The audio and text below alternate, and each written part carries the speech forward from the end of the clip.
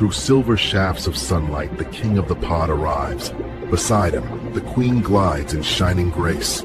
To the throne of coral they swim. This episode is brought to you by thedolphinwars.com.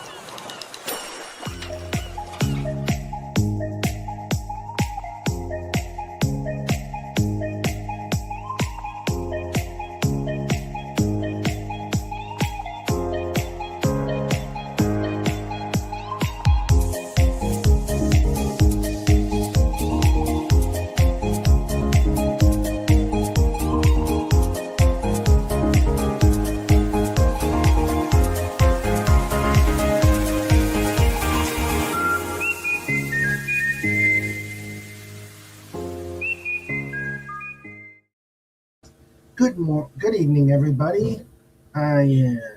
Welcome to King Dolphin Television, episode 441.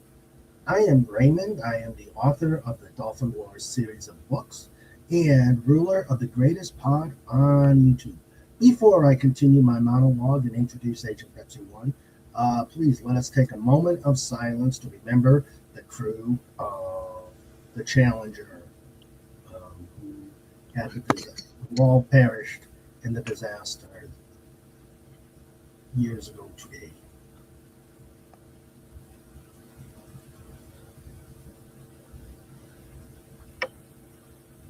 And this came from the cast and crew of Star Trek. Cast and crew of Star Trek wish to dedicate this film to the men and women of the spaceship Challenger, whose courageous spirit shall live to the 23rd century and beyond.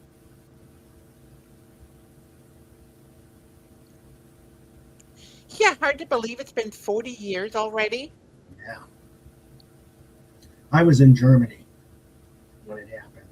I didn't see the disaster, but I did see. I was obviously there in Germany when they heard it on the news. Mm-hmm. Okay, so as I said, we have Agent Pepsi 1. Hello, dear. Hey. And now she can add author to her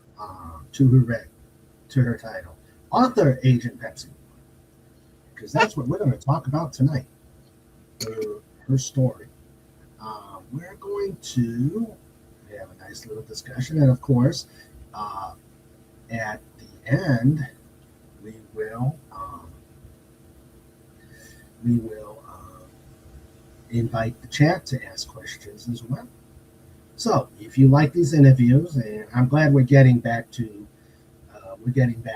interviews, among all the other things. But if you like these interviews, if you like the readings of Radio King Dolphin TV, if you like the shenanigans on Just Cuz, and if you really want to if you want to suggest some new things, please do what Legatus Legionii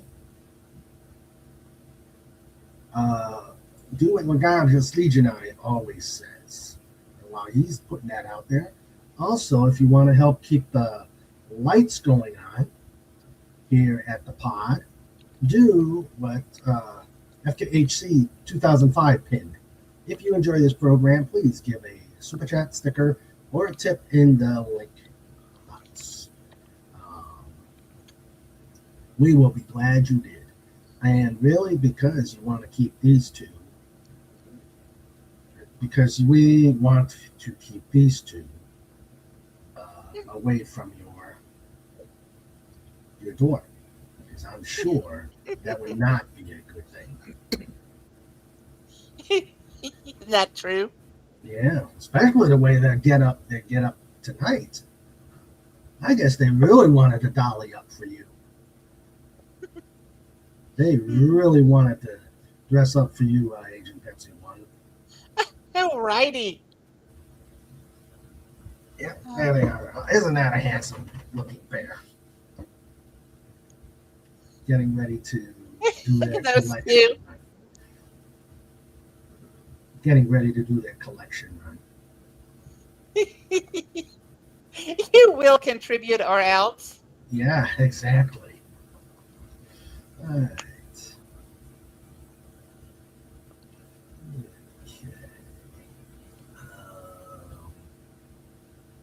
Okay. And let's start welcoming people who aren't yet, and then we will get started.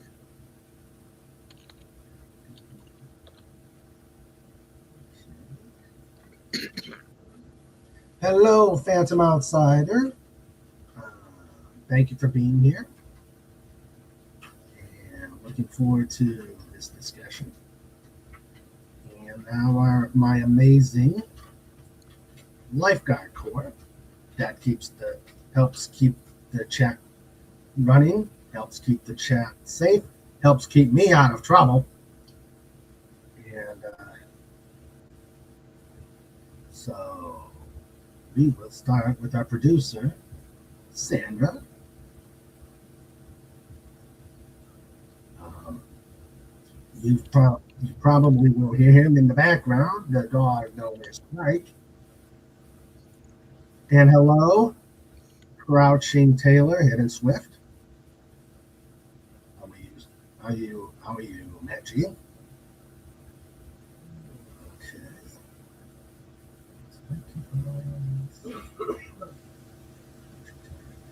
Swift.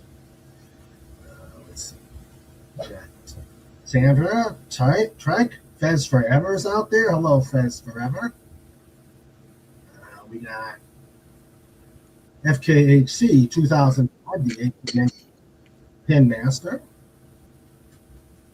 The amazing Legatus Legion Eye, who's asking already some questions. And, they're teacher questions. I don't know if Agent Benson want to talk about teacher questions tonight. He doesn't want to avoid. She wants to avoid that work. Yes, indeed. Completely. Let's see. Pop questions. Or pop quizzes. Oh yeah. Yeah. The one, the only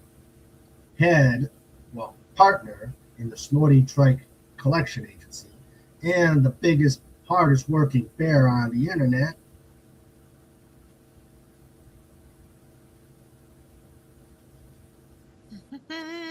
And self-proclaimed emperor, Snorter Poopas, Hugh Burr.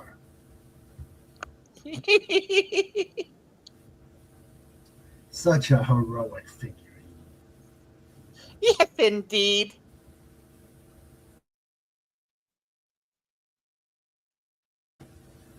And I know there's questions on how I'm feeling out there.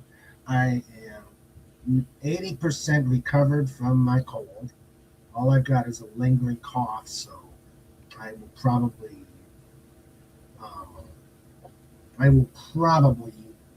go mute when I'm getting ready to have a coughing fit. I don't. Oh, yeah. You know the old saying, sharing is caring? Well, I kind of maybe shared it to Sandra. Yeah. Much to her delight. You germ reactor. I am a germ reactor.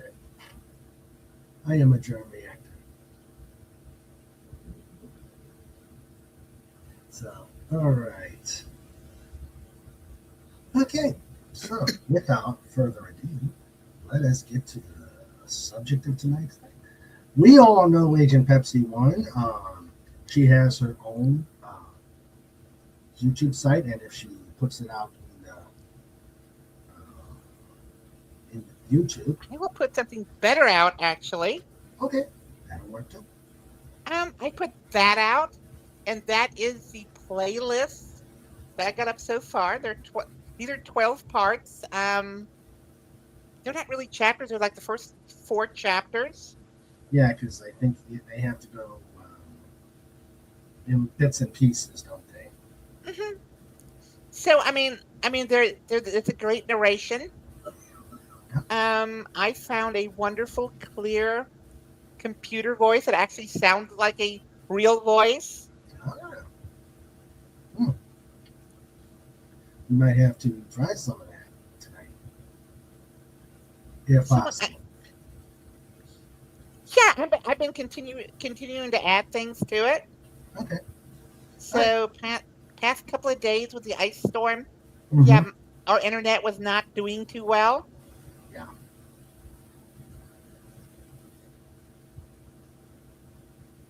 Yeah. My computer was not my home computer. My work computer was getting me some grief.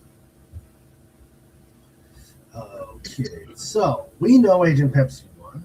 She wanders around Doomcock. She has the Doomcock site or streams.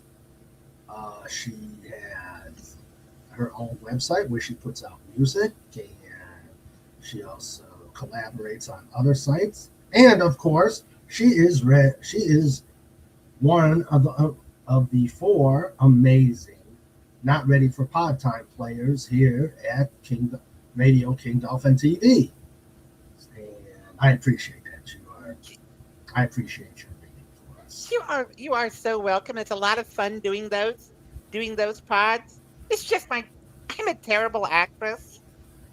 Oh, you do fine. So, but she's recently entered a new endeavor. Also, she is a brutal teacher out there. Watch out, kids. She is very brutal. Uh, but we knew that. Like Legatus Legionai says, out for summer, out till fall. We might not go back in all schools out forever. Oh yeah, I love that song. I always sang it when it was the end of the school To Mr. the Goddess Legionist, if the students don't come back, that's fine with me. year. The fewer, the better. But now she is an author. She is a story writer in her own right, and that's what we're going to talk about tonight. And so, first off, what with all your other accomplishments, uh, being a veteran and a helicopter avionics maintenance person and teacher, what made you decide to um, write? Well, I'm a lifelong science fiction fan, and what made me decide to write this story? Excuse me, my sinuses are draining. It's typical for me. Um, it's the fact that I love the Westworld series on HBO, except except um they didn't do it right. I mean, they had these 10 episode seasons, and you really can't do character arcs over those. It just doesn't give you enough time. Mm-hmm. And also, I didn't like what they did with the characters. Mm-hmm. I mean, it was the first season was really good up until about episode 7 or 8. And season 2 was okay. Season 3 was really forgettable. Season 4 they came back into their own, but it was just gratuitous violence, Mm-hmm. and they didn't explore the real characters. It was just like shock effect, and that's what got me into writing this story. My favorite character is Clementine Pennyfeather, and this is right out of HBO canon. I don't know how many of you have seen the HBO series Westworld. I mean, like I said, it's well done actually cinematically, but the writing is well, let's just say it was nothing but violence, gratuitous violence at the end, and puzzles that were there just for random sake. So Now, doing a little backtracking. It first off, did you see the original cinematic version of Westworld back in the day? well, I obviously didn't see it in the day, but I did see the movie several times. Mm-hmm. With Yul Brenner, Okay, and I've yet to see it. I did read the book. Who wrote the And original book? That sounds uh, like a Crichton book. it's Crichton. It's Oh, Crichton wrote okay. that, and he was also an advisor to the HBO series. Hmm. Okay. But see, I differ with him on. Well, if you read the book, it says nothing about sentience in the book. It just says something about the book is about revolt, and the movie from 1973 is about it's not about android sentience. Mhm. It's about a driven revolt. And in the 73 movies, Yul Brenner's character, he just goes after, the guests in the movie. And HBO took it to another level where it was about android sentience, and the sentience was supposed to be achieved through pain and suffering. Oh, And if you think about it, I thought about this long and hard. I said, pain and suffering are involuntary. It's just going to happen. mhm. But love and commitment, that's a voluntary reflex. And I said, if you're going to have android sentience, it should be accomplished through its love and commitment. Hmm. So that's what you based it on. Yes, that was the key. And and and and my story takes place in basically the HBO universe with Okay. Westworld. And it has like all kinds of nuances. And what it is you have this. Westworld is a giant amusement park is all it is. Mhm. And it has these androids that are completely lifelike. And the idea of Westworld is that you can have these. See, you can go there as a human guest and you can take out all your violent frustrations. Let me put it this way. And murder androids, whatever as you want. And there'll be no consequences. Hmm. But the point is, I mean, these creatures look authentically human, and if you murder them, there's going to be a psychological impact on you. Hmm. I mean, regardless, but my premise was you had this army captain, and he won because at $20,000 a day, you're not going to you have to be the one of the ultra wealthy to afford a trip to Westworld. Right. So he won a 7-day trip at this grand prize. Wow. So he goes there, and he works in military intelligence, Okay. and more specifically, he works in cyber warfare. So he goes there, and he notices at the Mariposa Saloon. Now, mind you, this is written directly off the HBO lore. Okay.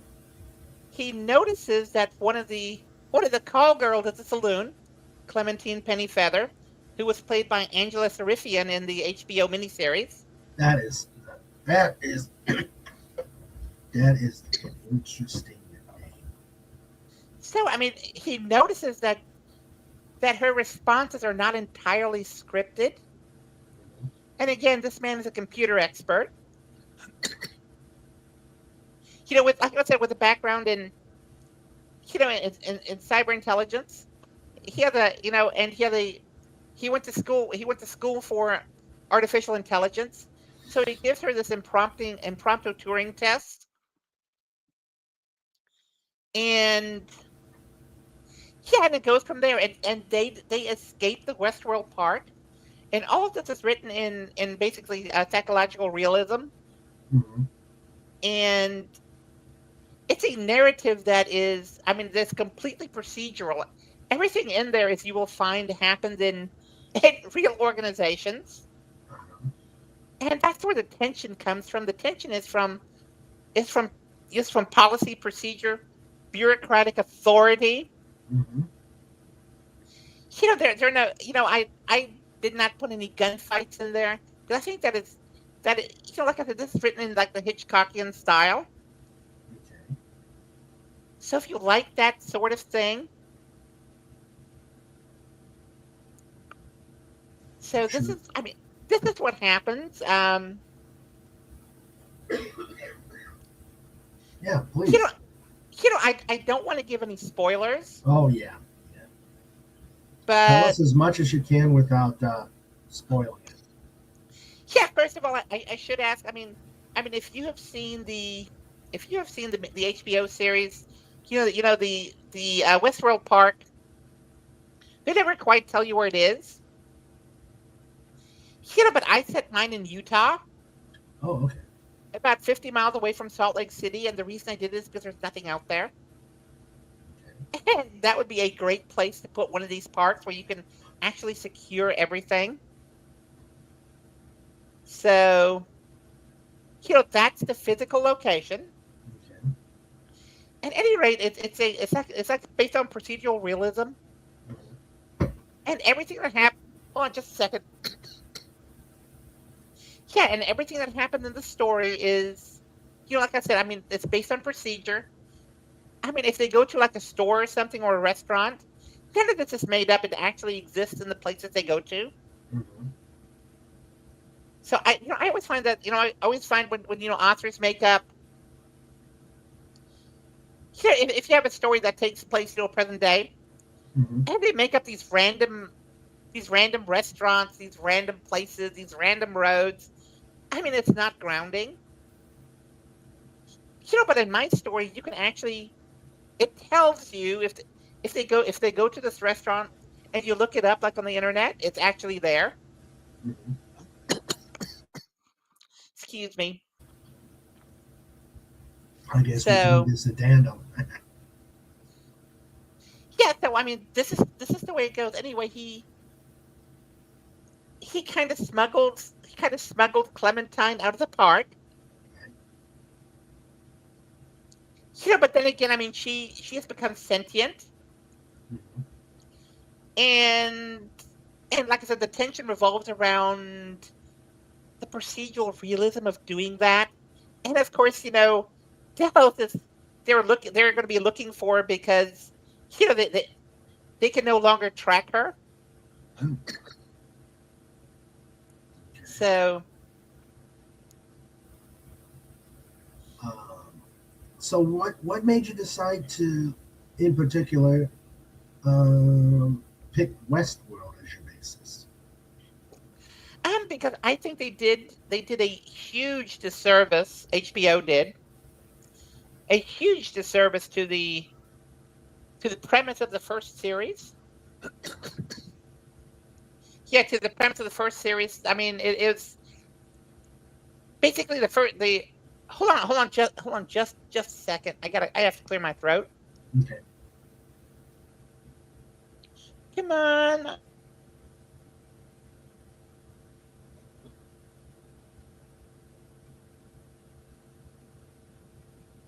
Yeah, I'm back. Okay.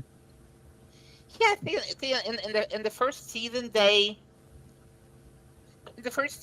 really did a good service of, a good thing of character development, and they introduced these characters, but they didn't in the set, they didn't follow through. And then it turned into nothing but violence. And I think, all this is a shock value, and then HBO started losing viewers. And I said there was so much more that could be told. And that's why I chose Clementine, because she was basically the most misunderstood character in the season, Okay. and she's also, like I said, she's also my favorite. Yeah, but then I added things. And hopefully not to give away too many spoilers. The the story itself is, it's the pace is slow, but like I said, it's a psychological thriller, Mm-hmm. and it basically revolves around three android human couples that are sentient. Mm-hmm. It is Stephen and Clementine. That's the first one. Right. And in the HBO series, you had Dr. Ford, Dr. Robert Ford. He's like the mastermind behind Westworld. And he's in the HBO series. He is described as this godlike figure. So he creates everything. He's never questioned. He's all these things. I said to myself, in large corporations, people don't act like that. Okay. So I have him down as this, still the head of Westworld, Delos. But he has to answer to the board of the company. Mm-hmm. And interestingly enough, his assistant is also an android. Her name is Wilhelmina, and she is one of the first androids that they have developed, and she was continually upgraded. Yeah, but the lore of the story, about 20 years ago, she herself started to become sentient. So she hides the sentience from everybody because Ford is afraid that if she shows it, that she'll be deactivated, or she'll be dissected, or something to show why she became sentient. If it can recreate it, and he doesn't want that, so she's only sentient. She appears, she's fully sentient, but she only appears out in the privacy of Ford's home. Okay. So you Does have these Ford two. does Ford know about this? Oh yeah, I mean Ford is the one that actually her sentence was really slow. It started with small malfunctions. Mm-hmm. Yeah, Ford knows about it, and she is basically his confidant, and she functions like Ford's wife. Okay. And like I said, but the public image, she is this basically an executive secretary. All she does is she is very proper, Mm-hmm. and she's basically like his spokesperson. But I mean, it's basically everything Ford says she does. I mean, it's like she runs programs basically. Right. Yeah, so everybody assumes that she's just this older model android, Mm-hmm. and but once in the privacy of Ford's office or his home, she turns into this sentient being. Okay. Yeah, and the third one is an android that escaped. Delos operates a bullet train from the park to Salt Lake City, to Mm-hmm. the airport. They have a terminal there, and there was a malfunction of the train, so it stopped mid route. Yeah, and the third android just basically she got off the train and started walking, and the other androids didn't notice her that she was gone because the telemetry was gone, the power was off the train. Yeah, and they weren't programmed to notice anything. Well, they were programmed to notice the guest, but not other androids. So she's living her private life. So she and her I would say husband, but they're not technically married, Kevin, and they're living a private life that is basically subdued. Nobody knows about them, and he is a HVAC contractor, and she basically runs the office for him. Okay. So I mean, all these things are converging, and yeah, it's like I said, it's procedural realism, and what's at stake for Delos? I mean, Delos as a company would be under constant scrutiny. Because it's, all these robotics and AI that's going to be proprietary. That can be proprietary stuff. Mm-hmm. So I mean, they're under constant scrutiny. They don't want this getting out, the military doesn't want this getting out either, because if this technology falls into hands of a foreign power, Mm-hmm. it could be a national security issue. Oh yeah. So they don't want this getting out, and Delos doesn't want it getting out, because if they have an escaped android, there would be legal scrutiny. I mean, they would lose their insurance. I mean, that's how they make money. Of course. Yeah, and basically, and there's several mirrors in the story. There's a television show that's there's an in-universe television show called Tales of Westworld. Huh. And it's basically because only a fraction of a percent of people can actually afford to go to this amusement park Yeah. because of the cost. So in this television show, where you have human actors playing androids, basically, Mm-hmm. and it's super popular. And this is a mirror to basically a mirror to the HBO Westworld series. Mm-hmm. But it's written in universe, and so you have these three android women that I talked about, the sentient ones. They basically watch this show at times with their husbands, and like I said, it's a mirror on society. Okay. So I mean, if you are into, like I said, if you're into psychological realism, and this has traces of romance, and it's very domestic, Mm-hmm. but you have these procedures and dread behind it.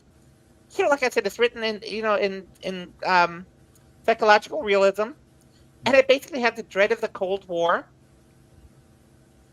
So you have this, that you have this existential dread behind it. And this what motivates the characters, and they're motivated by these desires, for basically self-preservation. Right. Delos is motivated by self-preservation. Mm-hmm. The couples are motivated by self-preservation. Yeah, and especially with Stephen and Clementine. Okay. Like I said, I mean, the man works in military intelligence, Mm-hmm. and how do you explain his fiance, Clementine? Because all the Westworld commercials are out there, and she is a part of some of these commercials. Mm-hmm. And then you have this television show, and then you have an actress that plays her on the television show, Right. and people are recognizing Clementine, but they're recognizing her as this, first it's this android off the advertisements. Right. So which actually puts her in danger because of the recognition. And then they're recognizing her as, hey, this could be the actress off the television show. But I mean, people don't think that way. They're saying that she might be a cosplay actress. Mm-hmm. But I mean, you have more tension building because of that.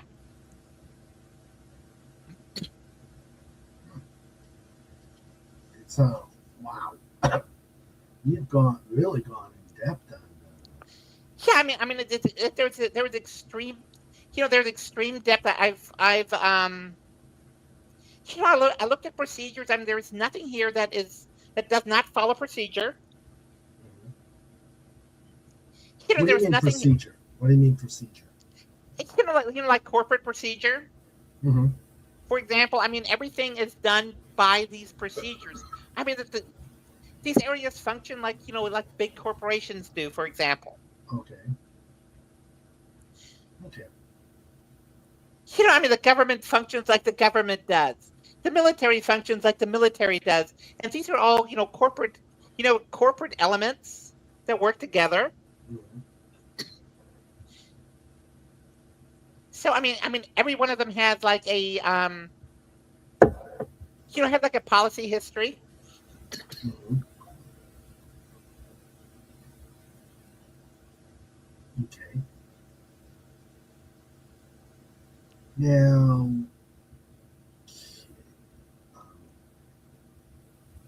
so what is the title of the book? Or is the title of the story Clementine Pennyfeather? Yeah, I mean the title is Project What project? Clementine. Yeah, Clementine Pennyfeather, because in fact she is a, like I said, it's a project about her, and it's about this, like I said, a sentient android. Okay, but the other three stories are intertwined with the overall Yeah, plot. I mean all of this is intertwined in this greater story. Okay.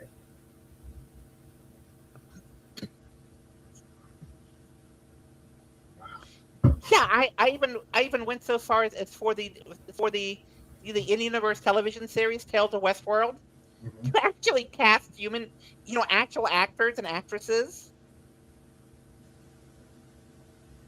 to make that aspect more believable. Like who?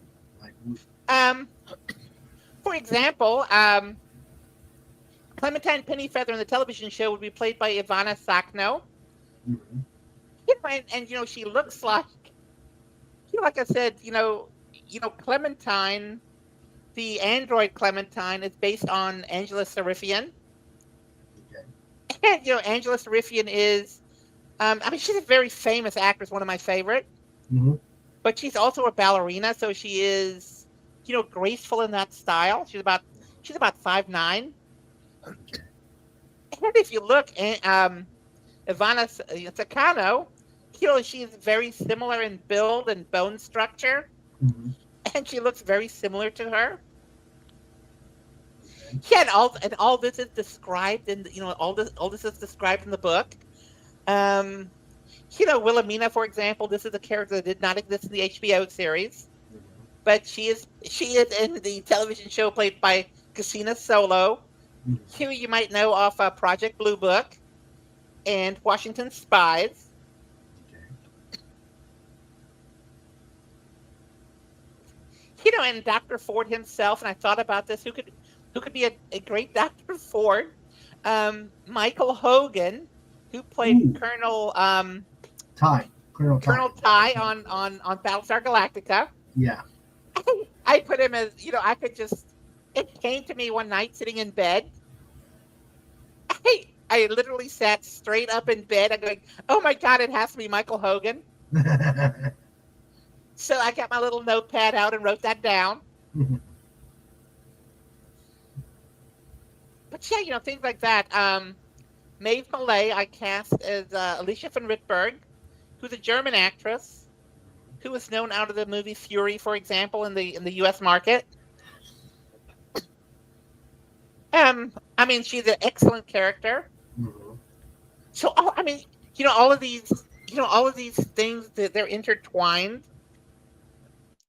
Like I said, very little in terms of the physical substance is actually made up. Like I said, I mean, if they stop at a restaurant along the road Right. and you decide to look up that restaurant, it is exactly there where they stopped. Hmm.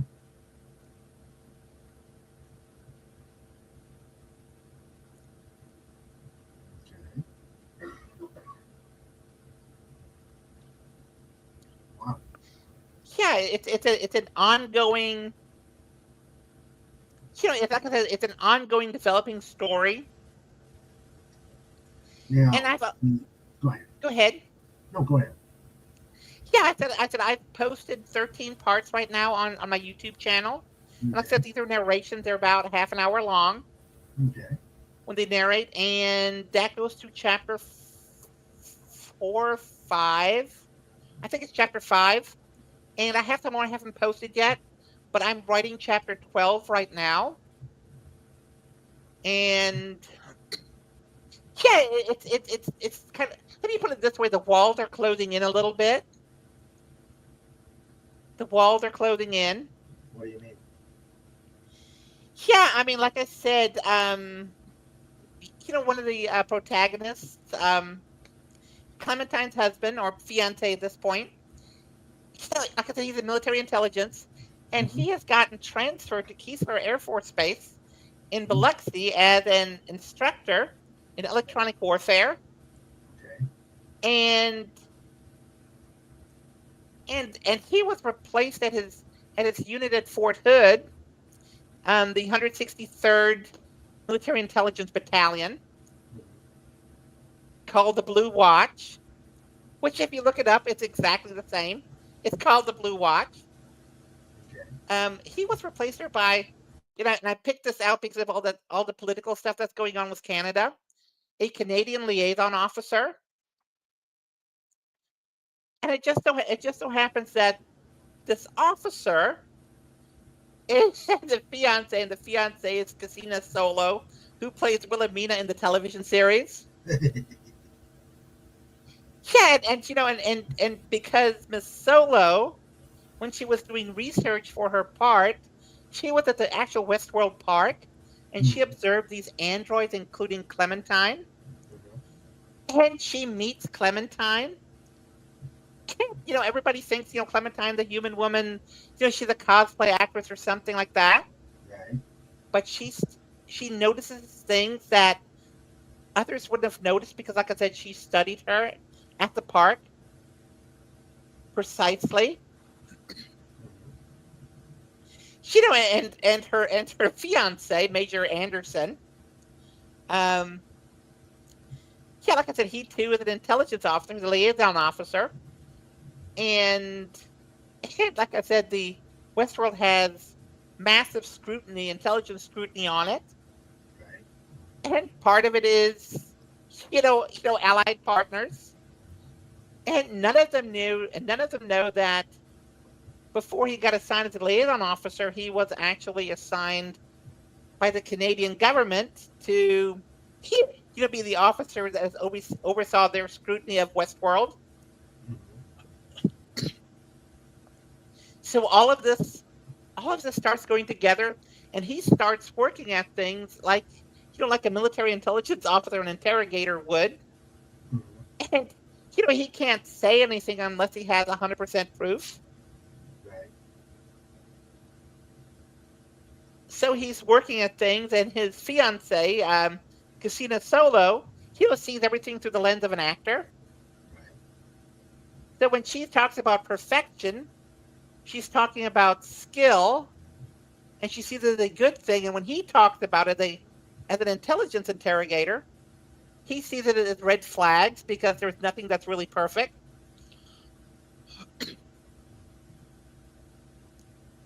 So there's a lot of back and forth. Like I said, I'm not. I purposely left out.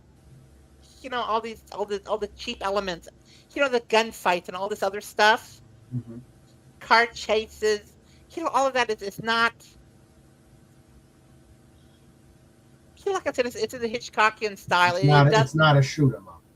Yeah, this is not a shoot 'em up. I mean, it explores the characters very deeply.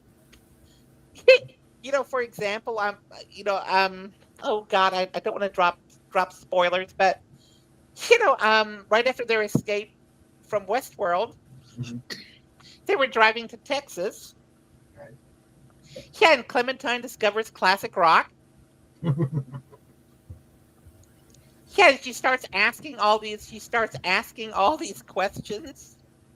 She's a curious person. Mm-hmm. Yeah, and as an android, she's going to be pitch perfect if she sings and stuff. Right. And this trait that I gave Stevens came right off me because my singing is terrible. It's completely terrible. I've said this before. If I were to sing in a war zone, I would be labeled a war criminal. So he starts singing, and she's just cringing internally. Mm. I mean, she's cringing because he is not in key. He is drifting off. He doesn't know the notes. But she doesn't say anything because she loves this guy. Uh-huh. It's these little psychological things like that. I mean, it's very, very much character driven. It's very psychological. It's very deep. Uh-huh. Yeah, I mean, this is definitely something you would listen to, like, like like at night if you're going, before you go to bed or something, Right. you would listen to it. You would listen to it. A part of this. Part of a chapter, one of the parts that I've posted, and I mean, because this is like a really deep stuff. And, it helps me sleep too. By the way. Oh, you actually listen to it uh, to go to sleep, huh? Yeah, I listen to it because it gives me more ideas what to write. Mm-hmm. Okay. Huh, I never thought about that. Okay. So, how many chapters do you have so far, and how many do you plan to expand? Is this going to be serialistic, Um, or will it encompass one overarching story? well, it's going to be. Excuse me. Yeah, it's going to be one overarching story. Mm-hmm. Yeah, because it's written as a. How should I put this? It's not written as a book. It's written as like a number of stories that are. Imagine like a television series. Right. Where each season tells a different arc. Okay. Yeah, all of this is written as like a television series. So it's an overarching story that continues. Okay. Very much in the, if you like the the HYF stories. Oh my God, my sinuses. That's okay. Yeah, if you like the HYF stories, like Terran Contact, Mm-hmm. it's written in that style. Okay.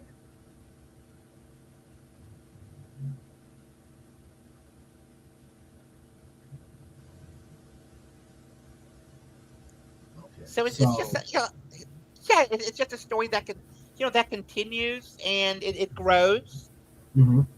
But it's extremely consistent in terms of canon. Okay.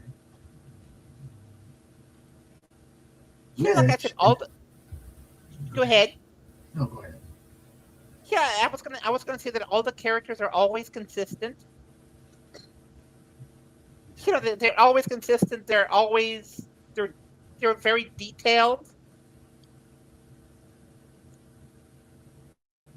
Okay. So now, one of the pitfalls that I see is, are you eventually maybe going to publish this? And if so, how do you plan on getting by licensing? Oh, I see. Yeah, I am not looking to publish per se. Oh, okay. So this Yeah, is I am not. for Yeah, entertainment this is value. exactly because I'm using so many things that are actually copyrighted by HBO. Right. Yeah, I'm using so many things copyrighted that I am not looking to make money off it. This is just entertainment value, and it's Okay. something that I enjoy doing. I enjoy writing. Um, like I said, I've been working on my little side business, and I had some nibbles. I don't know if I can talk. I don't know if I can talk about this on here or not, Uh, what do you mean? I'm working on a little side business where I put my resume out to some Hollywood production companies as a consultant, as a cold war consultant. Oh, Because that basically is what I wrote my master's thesis on. oh, okay. And very specific the interrelations between the German states and Okay. spycraft and policy and all Hmm. these things. Okay. So yeah, but no, this story is basically it's for entertainment because Okay. like I said, I think HBO did the characters really really wrong at Westworld, and especially Clementine. She was absolutely abused, Mhm. and she was written to be so shallow. Mm.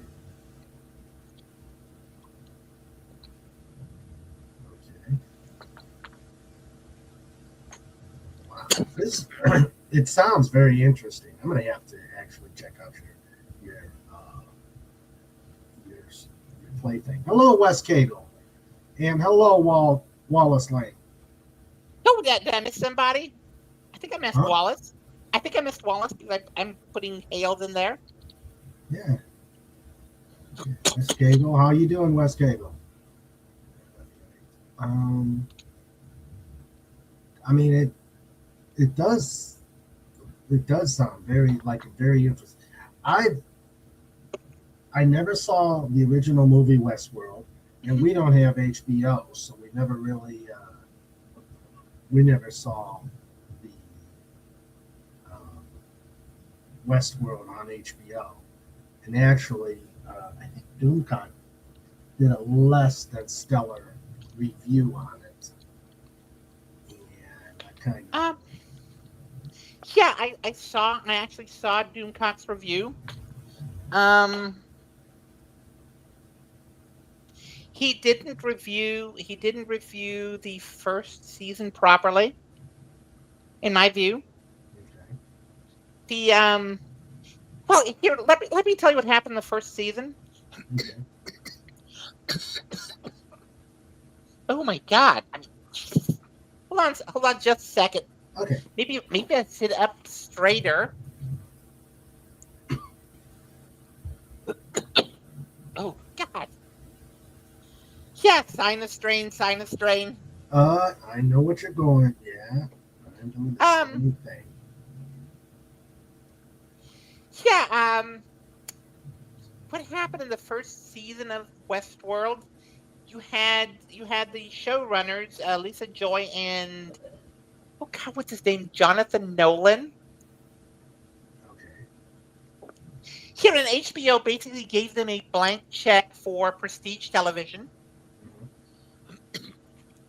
Mm-hmm. And the first 5, 6 episodes of the first season, they did a fabulous job. They developed characters. It was character driven. And people love that because people don't fall in love with violence. They fall in love with the characters. Mm-hmm. Yeah, and then there was that writer's strike. Mm-hmm. And episodes 8, 9, and 10 of the first season, that was they were like corrected after the writer's strike. Uh-huh. And with a completely different direction. And by the time the second season came around, I watched all 4 seasons, but the second season was it was definitely not as good as the first season, not even close. Mm-hmm. The third season was atrociously bad. And they have gone completely from any character development to just violence. And then you had the fourth season where they try to rebound a little bit. Right. But I mean, these were people that have, previously, worked on Person of Interest, for example, which is a great series. So,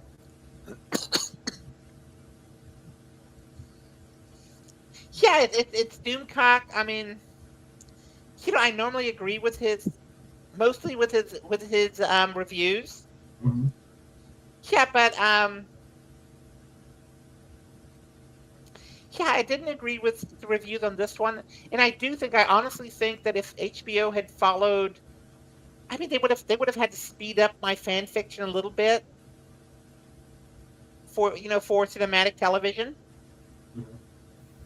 Yeah, but I actually think they would have followed my fan fiction. They would have had much better reviews. They would have had a viewership that didn't spike and then drop to nothing. Because like I said, I mean, people look into character development. They look into, they get, they fall in love with the characters and that's who they follow. They don't follow the violence. They don't follow anything else. They follow the characters. Yeah, I mean, if you look at the cast, I mean, the cast isn't going to come out right and say things, that are really negative. Mm-hmm. Yeah, but all of the cast have commented about the lacking character development, and they should have been better.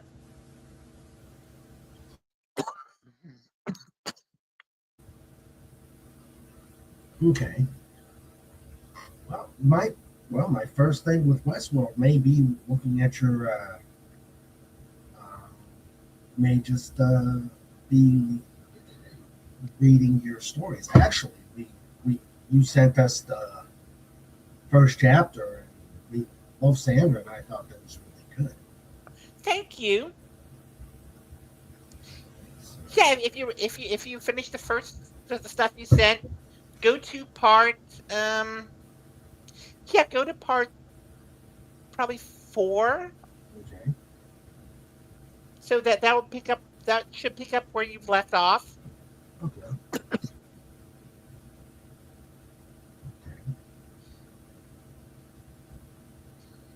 Yes, Bed says here, try orange juice. Hey Bed, I am drinking orange juice right now. It's helping a bit. And hopefully Wes Cagle does the same. And Sandra needs to drink some orange juice too. Oh my god. I mean, it's just Yeah. I think both of us have been avoiding orange juice, just doing um, the various pills and vitamins, etc. etc. yeah, I mean, I take those too. It's just I have really bad allergies. When we were out in Texas, they weren't so bad because we didn't have a lot of trees. Mm-hmm. But right now it's just, oh god, it is bad. Yeah. Well, And down here I have them like all year long. and the problem with me is I've got the allergy. The Mhm. not the allergies, but the asthma. Yeah, that would be bad. Yep. All right. Well, everybody, you've heard her talk about the her story, Project Clementine Pennyfeather. I'm gonna get it right. You got it. Yeah, I keep getting my tongue twisted on it. But please, let's ask questions about it. I am now opening it up to the chat. Ask questions. Uh, let's see. Ask any questions you got concerning Clementine. Oh boy, I'll get to that. I'll get to that one in a moment, Fez. I want to see if I got any. Let's see. A lot of them are talking about your being a teacher, and then someone, Goddess Legion I, is saying, "Well, we got no choice. All the girls and boys. The school's out for summer, and once again, there's a playlist."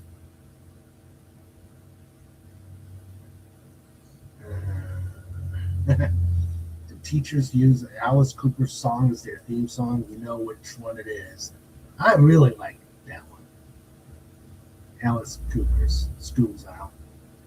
Yeah, I do have to say something about that. It's about 70% of teachers teaching is a calling. Uh-huh. For the other 30% like me, it's just a job.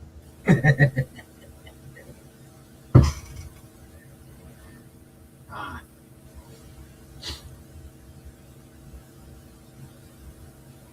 you would probably be best suited for government service. Maybe.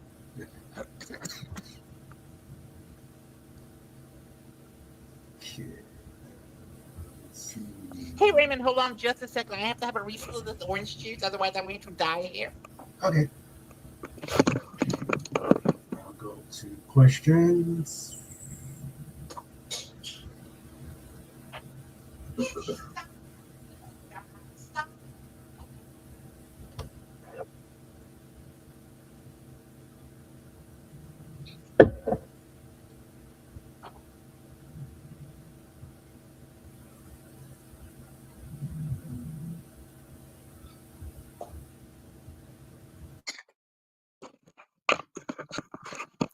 Hey, I'm back. Welcome back. Sandra and I are marveling at how loud Trike is snoring. You should be marveling about Dixie eating one of my slippers. Oh, God, I just got her. Snoopy used to do that. Okay. Let's see. Snorter Pooper says her name is Pennyfeather. Clementine Pennyfeather. Let's see. Yeah. I think we're going to not ask this question because it sounds. He does say, I was going to say it was on a dare. Why? Yeah, I mean, it wasn't on a dare.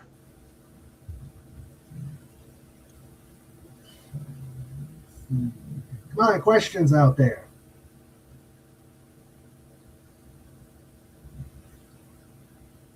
Yeah, I mean, Go ahead.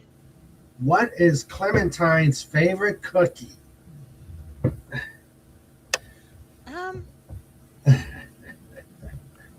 Clementine's favorite cookie. Yeah, I mean, I don't know. I think I've never thought about that.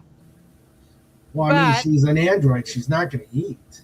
Well, actually, the third generation androids, if you listen to the Westworld lore, they are basically synthetic humans. Okay. So they're not. They are. What should I put this? They have like a synthetic biology. Okay. And they do consume food not for nutrients, but for the content itself, and that's how they replenish their energy. So they're not quite clones. Yeah, no, they're not clones, and they're not biological. They're completely synthetic. Mm-hmm. But they're not robots either. So, what's her favorite cookie? I don't know, but I did see an interview with Angela Riffian one time, who played, like I said, Clementine on the HBO show, and she said she is particular to carrot cake. So maybe instead of a cookie, maybe carrot cake instead. Ooh, I knew I'd like her. Carrot cake, yum yum yum. Yeah, she says she likes that with vanilla ice cream. Ooh, even better.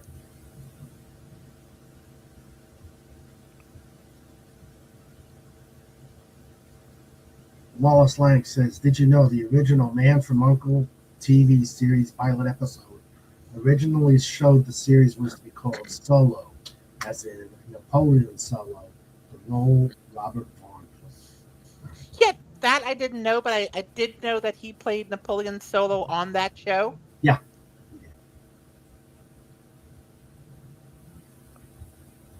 Yes, he did. And one of my favorite lines from NCIS is when someone asked Gibbs, what did Ducky look like when he was younger? And Gibbs says, Ilya Kuryakin. Yeah, which is true. Yeah. Which is 100% true. Yep.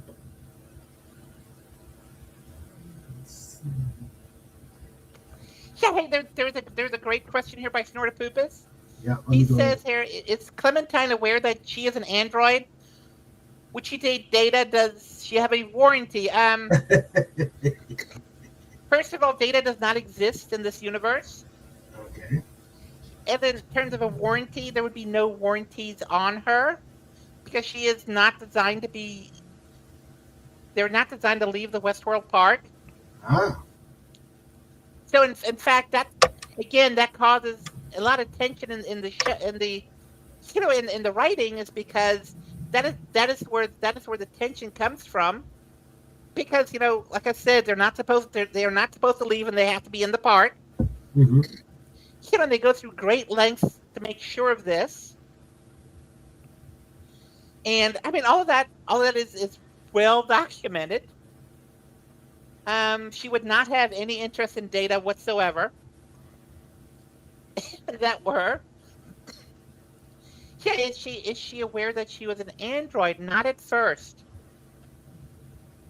Not at first, because like I said, she was in Westworld, and Westworld takes place everybody in Westworld, it is like a recreation of the Old West. Mm-hmm. So to her, it was October 1881, and she would have the knowledge and the vocabulary and the speech patterns of people from 1881. Mm-hmm. Yeah, and then she was told after she escaped, in a roundabout way, that she is an android. And of course, she had to come to grips with that very fact. But still, with the programming of someone thinking that she's in the Old West, Yeah, that's interesting. exactly. And because she is sentient now, because she became sentient, she is no longer, she had that base programming, but she's adding to it. Mm-hmm. She then also as an android, I mean, she processes things in a different fashion. I mean, she has, Yeah. she has, instead of biological sensor systems like people do, like eyes and ears. I mean, her sensors are all electronic, Mm-hmm. so she processes things at a different level. For example, she, part of it is she binge watches. It's in the show somewhere. I mean, and it's in my story somewhere. She binge watches this television show, but Mm-hmm. she binge watches three different shows at the same time Oh. with overlapping soundtracks. Hmm. And because of her biology and what exactly she is, she can keep them all separate.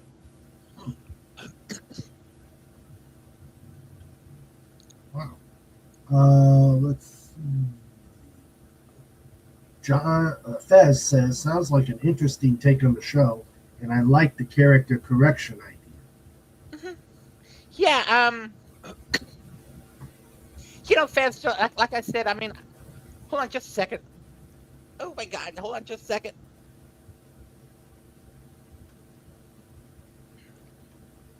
Ah, that's better. Oh, Jesus, that's much better. Okay. Oh my God.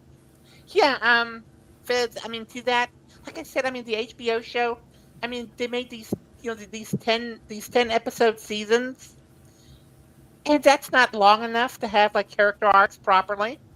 Yeah, you need the full 26. Yeah, exactly. I mean, it's not long enough. And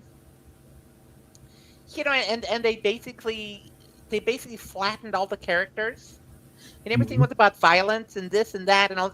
It's just puzzles for puzzles' sake. Mm-hmm. It's and that is why that is why the viewership of the HBO show basically tanked after the first season. The second season was bad. Third season was terrible. I mean, they were spending $9 or $10 million an episode. Mm-hmm. It was just tanking. Um, That's what happened. because they didn't develop characters. Yep. Yeah, like I said, if they would have followed, I think if they would have followed my formula, they would have been much more successful in the long run. And they probably should have done at least 15, 16 episodes a season. And also if you don't have all the violence and special effects, your costs are much lower. Yeah. And this is something, like I said, if you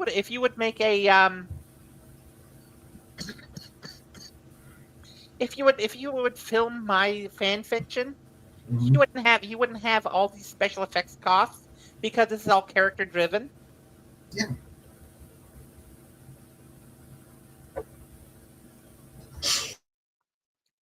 Excuse me. Yeah. Let's see. Oh my darling, oh my darling, Clement Bang, Agent Pepsi 1 gets revenge on fans. Yeah. But my when we're talking about the cost driven stuff, Mhm. yeah, that's actually something that is talked about in the story when they were doing the Tales of Westworld TV show in universe.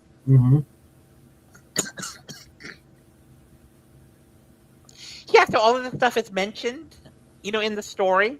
Mm-hmm.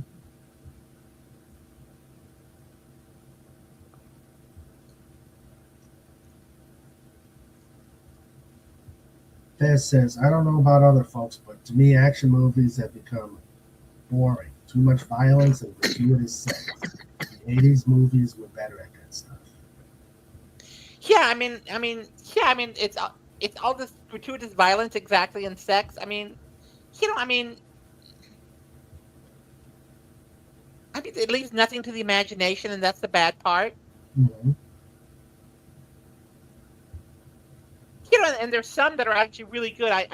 You know, Unlike Doomcock, I enjoyed the latest Blade Runner, the Blade Runner 2049. I thought it was great. Oh. Yeah, but did it have a lot of violence? Not really. Did it have a lot of gratuitous sex? No. Hmm.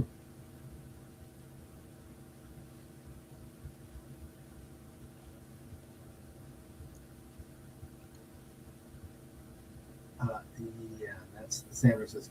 That's why I had. That's what Sandra says to Fez. That's why I didn't like the Galactica reboot. They had gratuitous sex and violence in every episode. Yeah, but they still had a story. Yeah, exactly. I think the first season was better. Yeah, First season was better. But they had some episodes that were just filled with the stuff. mm-hmm. Yeah, I liked it. I liked it toward the end when they started going more into um, the nuances of the final five, where they found Earth. Yeah, exactly.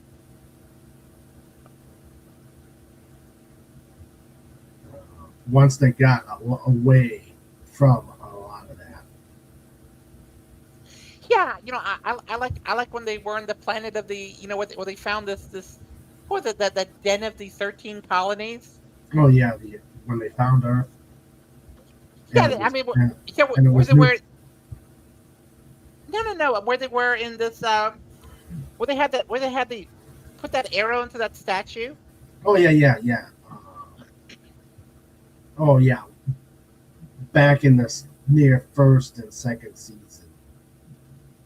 Yeah, exactly. That's when Commander Adama said, look over there, there's this nebula, and he said that's really far away. Mm-hmm. Hello, Gary Ambrosia.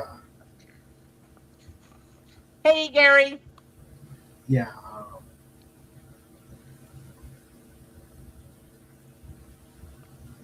Yeah, but a lot of I also like where they started from. They revealed the final five, and then they saw that Earth was a nuclear ruin. Yeah, but they didn't really do that because at the very end, you had the Galactica and the fleet jump to Earth, Right, and and that's they in called, prehistory. but they called it Earth. They uh, they called it Earth after they discovered it.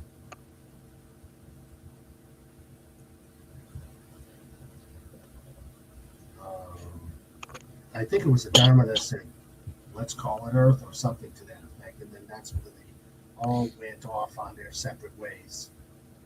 Yeah, which I thought the finale was kind of weak. You thought so? I thought it was really weak. Hmm. That could have been done better. Yeah, and the Baltar and Six showing up in 20th century Earth kind of was over the top.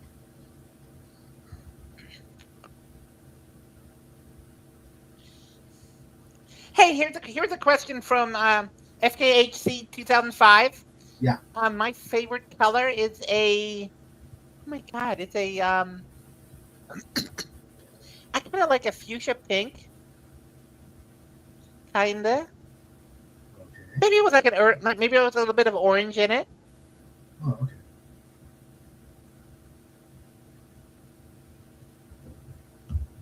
Favorite Okay.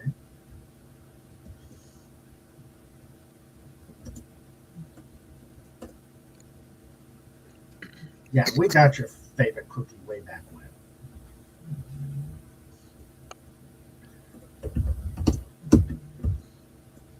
Uh, so, wow. Come on, guys, ask questions about her stories. Oh my goodness. I mean, no questions. I know. I know. Well, let me put the link in again. Maybe they can look. Look at some time.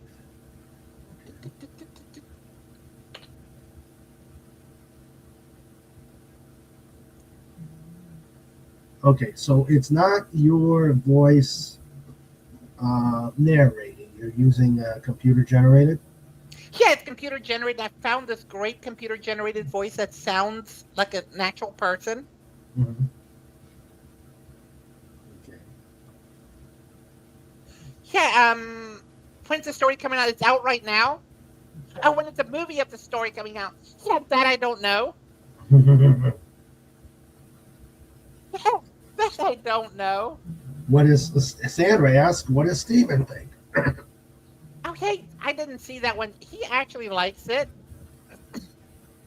He asked me why I use his name. I said his name is quite common, and I like it. Yeah, it's just not. So he is not. Um,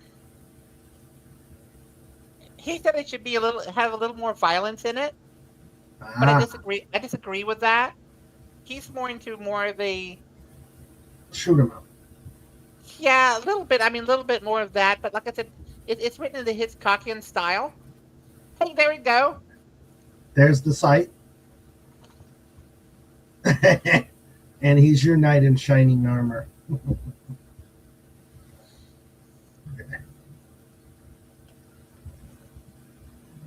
Sandra says, and Steven's your knight in shining armor. He is actually. He is. I am very happily married. I would say the same, but right now she's mad at me because I gave him a cold. Yeah, and she has every right to be mad at you. Let's see. I responded to the statement that they did Pepsi once and scrolled a while back.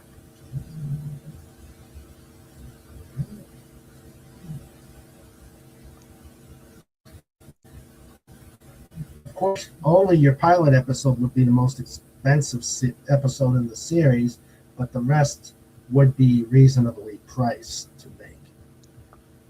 Yeah, but actually, if you want to do the pilot episode, I probably want a double length pilot episode. And it's not. I mean, my series would be quite. I mean, it would be quite cost effective again because it wouldn't have very many special effects. It would be character driven. Mm-hmm. So you wouldn't have all the CGI imaging. You wouldn't have all this. You wouldn't have all that. This would be really character driven. Yeah, and that cost, of course, you can put back onto the sets and stuff. Mm-hmm.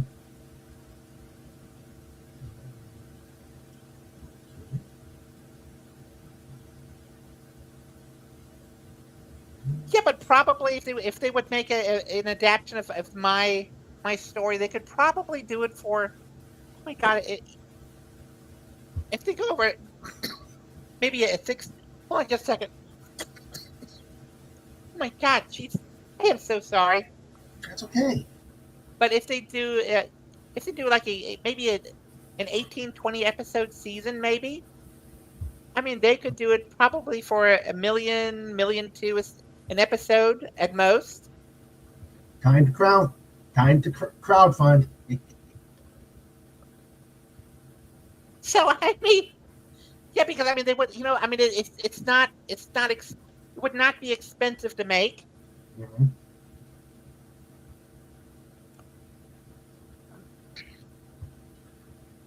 Okay. FKHC says Star Trek or Star Wars? Um,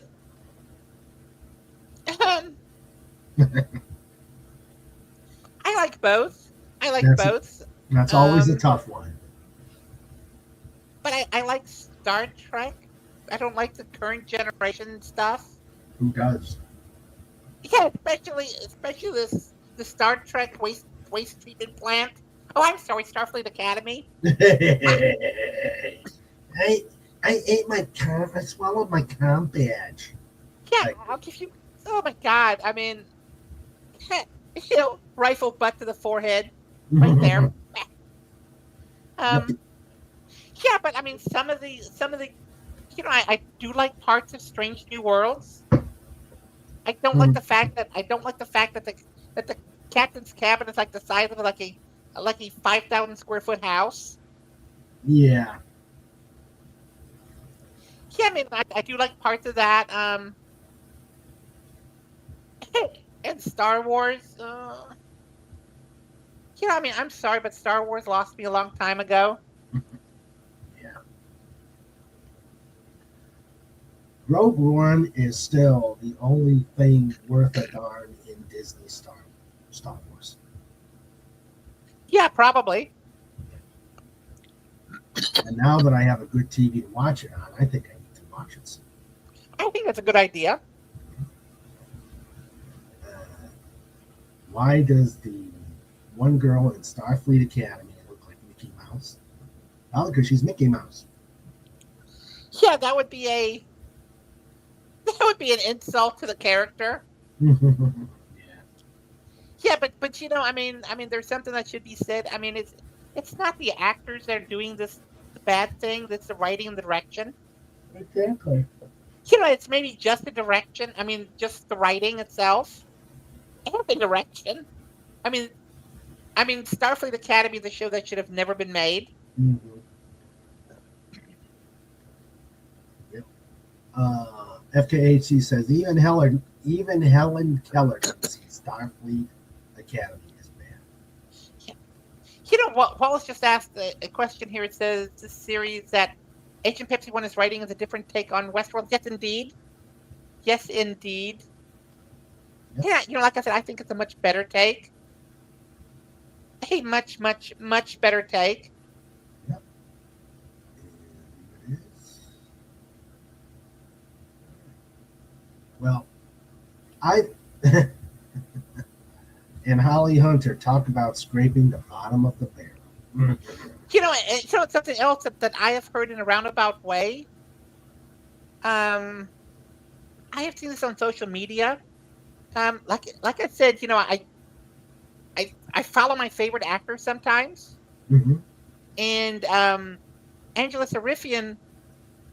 I don't know if she was offered a part or she was, because I mean she's also a big science fiction fan, Yeah. and she turned Star Trek Academy. I mean, she didn't come out and say it on her own social media, Mm-hmm. but it was a roundabout that she did. She turned them down flat. Wow. And rightfully so. Yeah. And then you have Ricardo, what's his name? Ricardo Paramio, whatever his name is. That played the doctor on Voyager. Oh, Robert Picardo. Yeah, him. I mean, did you all hear what he had to say the other day? No. Yeah, I mean, he basically trashed the fans for not liking this abomination. Ugh.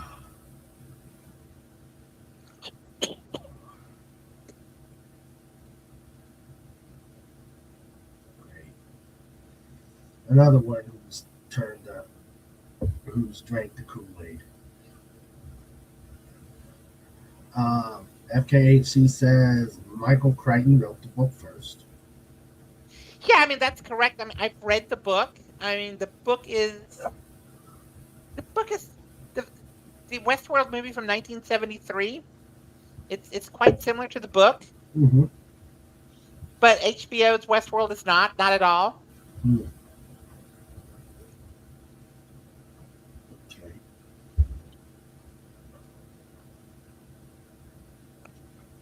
Well,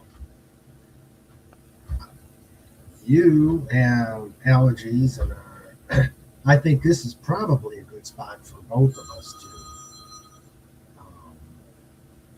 both of us to go to show notes because we're both starting to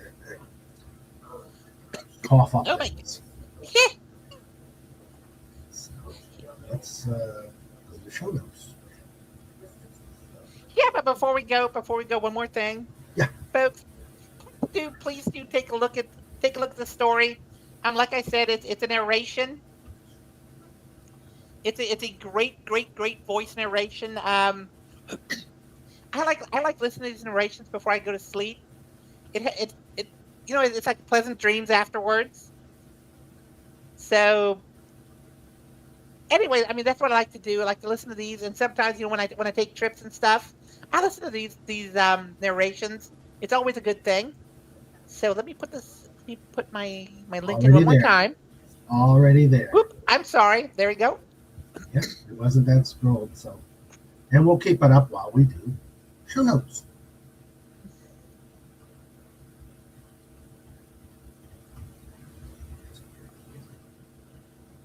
It's time for show notes. It's time for show notes. Yeah, with Mr. Reagan and Sandra too. It's time for show notes. We're bringing it on. It's time for show notes. You've all been warned. It's time for show notes.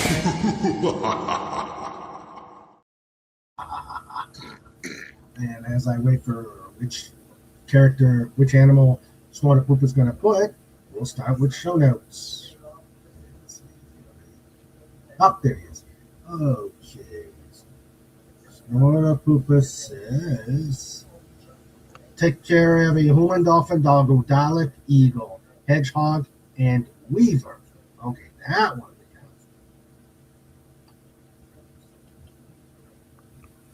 Okay. The Weaver.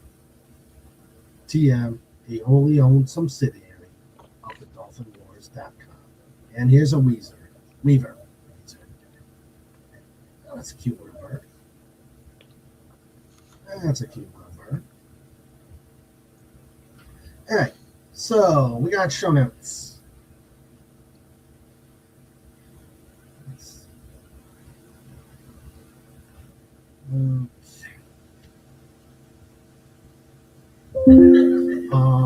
Let's see. Okay, so next week, Brick Plania will be coming on, and we'll be talking about the aircraft he flew in when he was in the Air Force. We'll be going into the AWACS and doing some more, and hopefully seeing some more of his Lego type work. On the 7th, that is episode 444, and thus that will be our theme show for February, the Fantastic Four. And we will talk all Fantastic Four stuff. On the 11th, we're going to have our Man 1 come and talk about what he does. On the 18th, we're going to have Christy Miller Creations. She's a creator of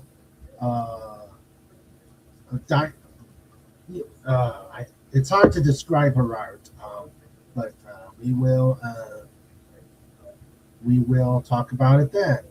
On the 25th, I am thinking I have to get with the pod players to see if we can do a reading, the next reading of Peacemaker. But I will get with them. So the 15th is kind of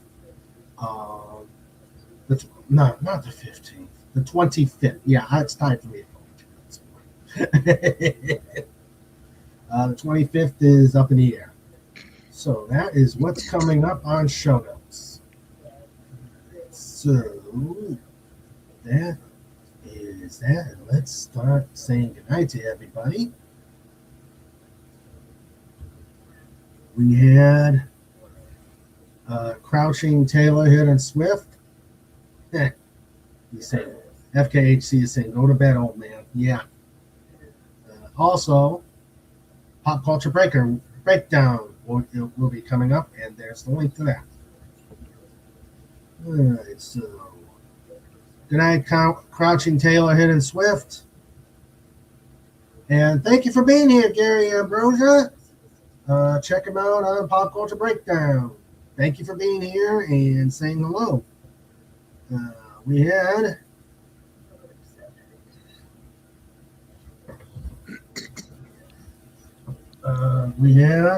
Phantom Outsider.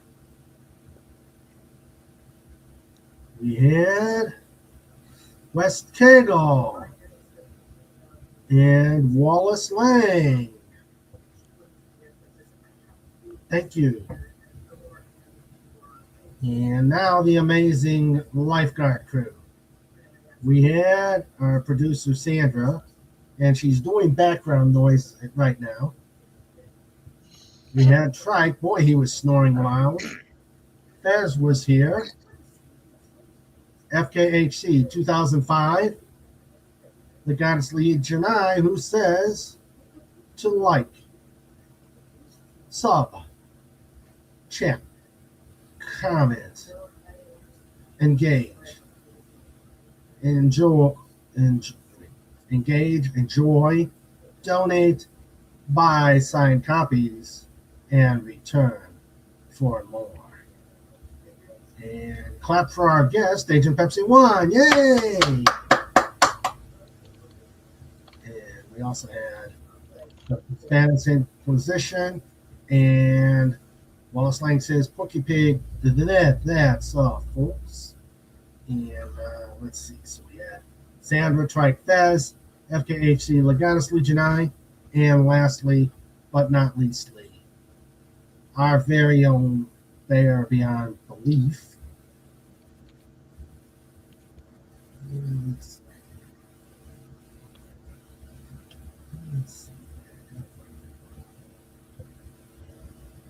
Let's do this one.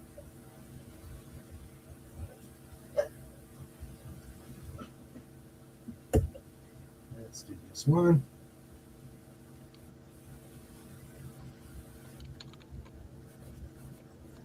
Snora Pupas! Cuber. Dolphins everywhere, Trike right beside him, ready to crush all who oppose him and who opposes the pod.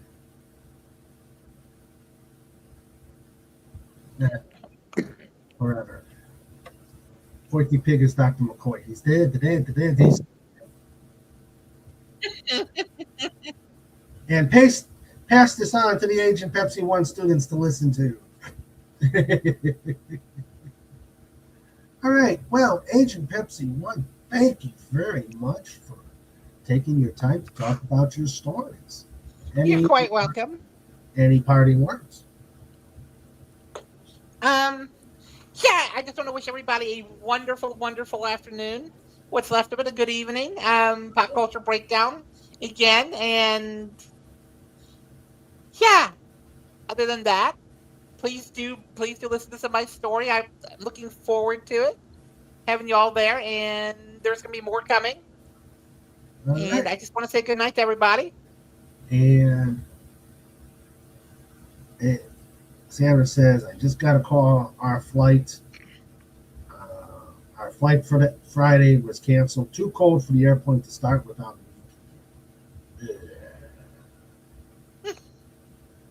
Yeah, 17 degrees here last night. 14 the night before. And one last time to see her link before we mail. Check out her playlist. Agent Pepsi 1, this was a great show. Look forward to seeing you on Saturday. Mm-hmm. Look forward to seeing you at the pod. Thank you very much. You're so welcome, Raymond. All right. Good night, everybody. Stay warm. Stay warm. Stay safe. I love you all, and see you Saturday.